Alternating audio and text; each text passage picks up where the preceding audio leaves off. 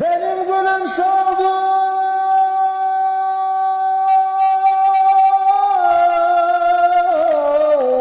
güller içinde.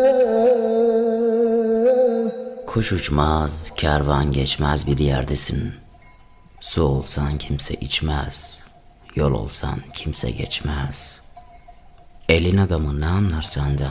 Bir baktı bayım,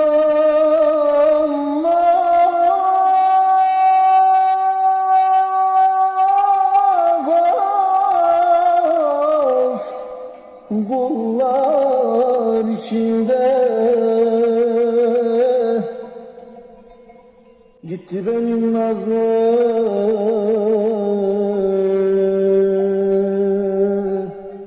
yarın gelmedi. Çıkarsın bir dağ başına, bir ağaç bulursun, tellersin, pullarsın, gelin eylersin. Bir de bulutları görürsün, bir de bulutları görürsün, bir de bulutları görürsün. Köpürmüş gelen bulutları. Başka ne gelir elden? Bir baktı bayım,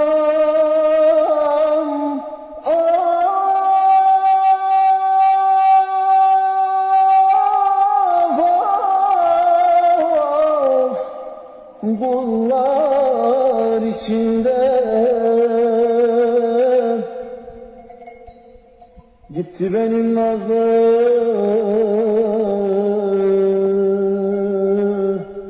yarın gelmedi. Çın çın ötüyor yüreğimin kökünde şu dünyanın ıssızlığı. Tanrı kimsenin başına vermesin böyle bir yalnızlığı.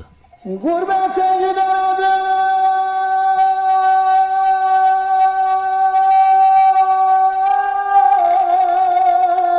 dönmez diyorlar.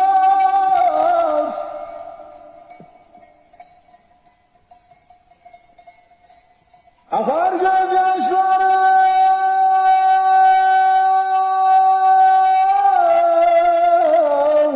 dinmez diyorlar.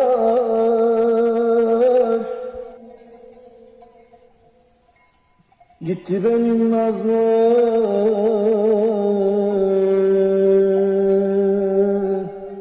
yarın gelmedi.